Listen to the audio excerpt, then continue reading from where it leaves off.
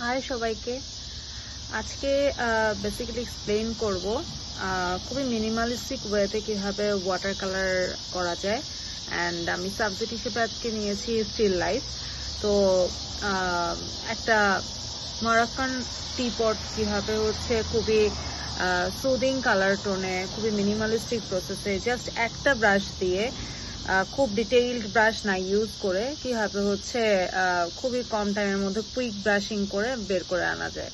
So let's start. Minimal colour palette and minimal brush use করে যেহেতু water কালারটা করব, কারণ জাস্ট টিপটটার এসেন্স বা টিপটটার ডাইমেনশনটা নিয়ে কীভাবে হচ্ছে একটা ওয়াটার কালারের টেস্ট রেখে পেন্টিংটা খুবই লিমিটেড টাইমের মধ্যে ডান করা যায়। তো এটার দিকে আমাদের ফোকাস থাকবে।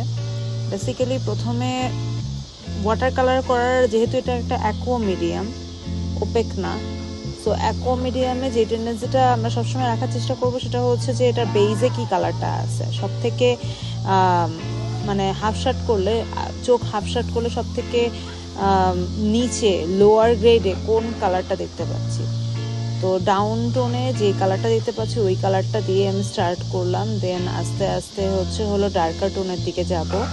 সো বেসিক্যালি ওয়াটার কালার করার সময় সবসময় মাথায় রাখতে হবে কত হালকা টোন ইউজ করে আমি কালারটার মধ্যে অনেকগুলো টোনাল ভ্যারিয়েশন রাখতে পারি। যেহেতু এটাতে অনেক ডিটেইলিং করছি না, জাস্ট ডাইমেনশন আনছি, সো আমি প্রথমে লোয়ার টোনের 2টা থেকে 3টা গ্রেডের মধ্যে রান করে দেন আমি আসলে হচ্ছে মেইন ডার্ক ডাইমেনশন বা ডার্ক টোনের দিকে চলে গেলাম।